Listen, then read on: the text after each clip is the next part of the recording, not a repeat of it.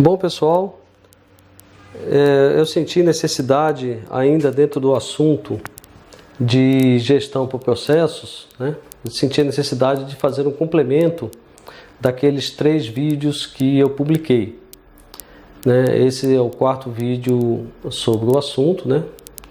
E senti a necessidade do seguinte: como é que a gente vai fazer as medições? Isso eu já comentei pelo menos em 2 vídeos anteriores aí, que a gente só consegue controlar aquilo que consegue medir. Então, como é que a gente vai fazer o controle do processo, né?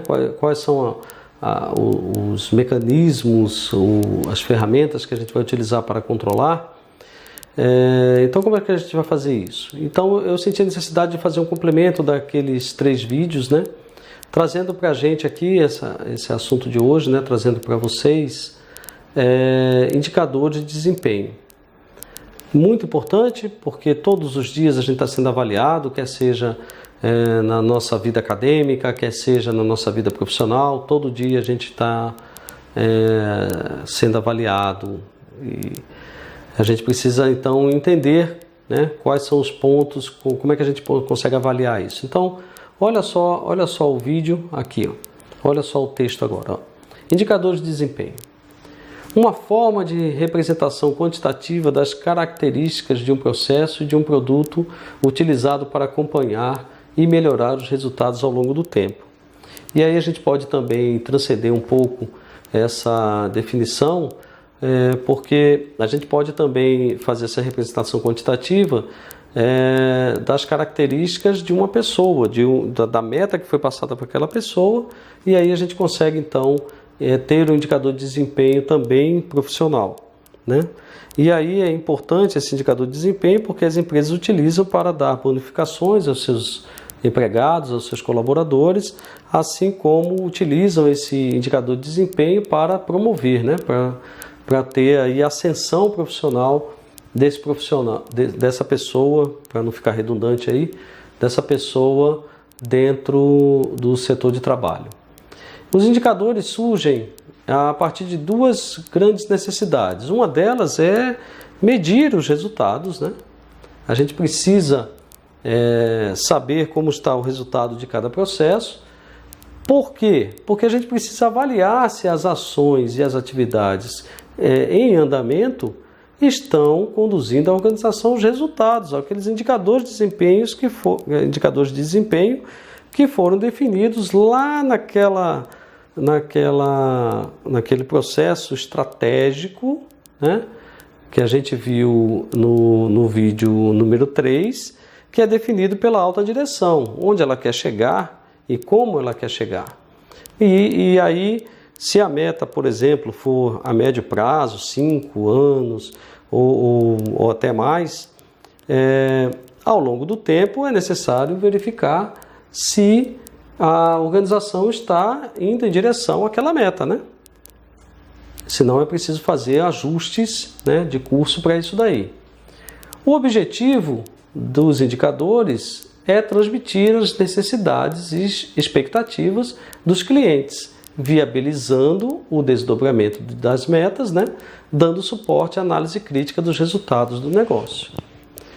E aí, tem uma observação ali, né, que medir não é algo aceito de forma natural pelas organizações, pois seu resultado conduz de forma objetiva para o desenvolvimento. Então a gente precisa ainda trabalhar essa parte de medição. E aí vai uma observação aqui minha, uma observação pessoal, que ao criarmos os indicadores de desempenho, criemos indicadores que sejam possíveis de medir, né? Não indicadores qualitativos. Os indicadores qualitativos, eles vão depender, o resultado dele, né, vai depender de uma resposta que vai estar diretamente ligado ao grau de satisfação daquela pessoa perante o produto ou o serviço. Então é preciso que a gente utilize indicadores de desempenhos que sejam quantitativos, né? E aqui a gente vai exemplificar alguns indicadores aí, olha só. Vamos lá. Indicadores de qualidade, né? Os tipos de indicadores. O de qualidade, o indicador estratégico, o indicador de desempenho de produto, indicador de produtividade, também conhecido como indicador de eficiência, indicador de desempenho do processo e indicador de capacidade. Vamos ver cada um desses aí. É lógico que em alguma empresa aí, ou que você que está assistindo o vídeo trabalhe, pode ter um indicador diferente desse, mas aqui a gente está fazendo uma forma bem genérica, né? O indicador de qualidade é um indicador que distingue o produto do ponto de vista do cliente e está relacionado ao julgamento realizado por ele. O indicador de qualidade vai estar diretamente ligado ao julgamento do cliente. Ele gosta de um produto ou ele não gosta daquele produto, baseado na satisfação ou insatisfação daquele produto, né, que ficou na mão dele. Então, sem citar marcas aqui, mas você pode comprar um determinado eletrônico que nunca deu problema na sua mão, mas que do seu colega deu problema. Então, se você perguntar aos dois se compraria de novo esse produto, um vai dizer que sim, outro vai dizer que não, baseado então no indicador de qualidade, que é o julgamento pessoal de cada um dessas duas pessoas que eu citei aqui de maneira fictícia. Indicador de desempenho do produto é um medidor que distingue o produto para atender às necessidades e expectativas do cliente, satisfazendo-os, né, os clientes. Indicador de desempenho do processo é um medidor que distingue o processo para atender às características de desempenho do produto. Envolve aí as pessoas, os fornecedores, os parceiros, a comunidade, né?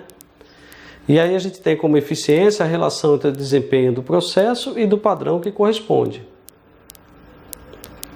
Indicador estratégico mede o quanto a organização está distante de suas metas futuras, refletem seu desempenho em relação aos fatores críticos de sucesso.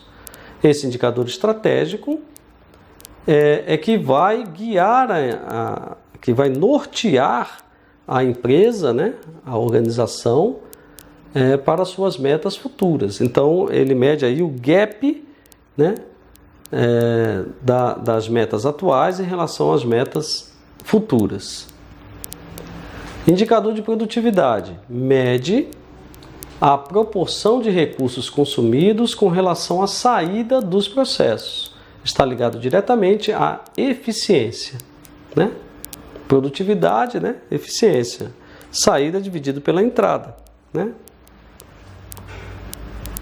Indicador da capacidade mede a capacidade de resposta de um processo por meio da relação entre as saídas produzidas por unidade de tempo.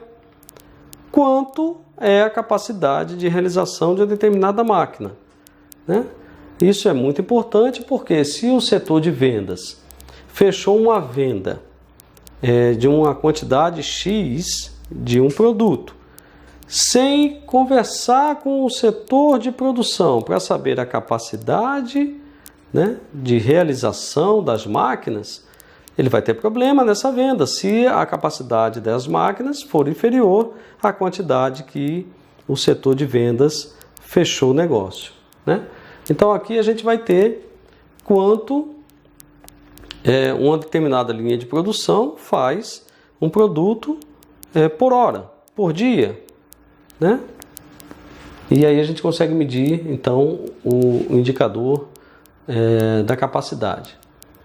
Os requisitos para a escolha de indicadores. Muito importante isso, pessoal, muito importante. Fiquem atentos a isso, né? Que a gente precisa ter esses requisitos na cabeça. Primeiro, ele deve ser importante. Não inventem indicadores que não tenham a devida importância, né? O que medir? Tem que ser simples e claro, tem que ser de fácil compreensão. Não coloque indicadores que vai utilizar lá a integral tripla de uma função exponencial.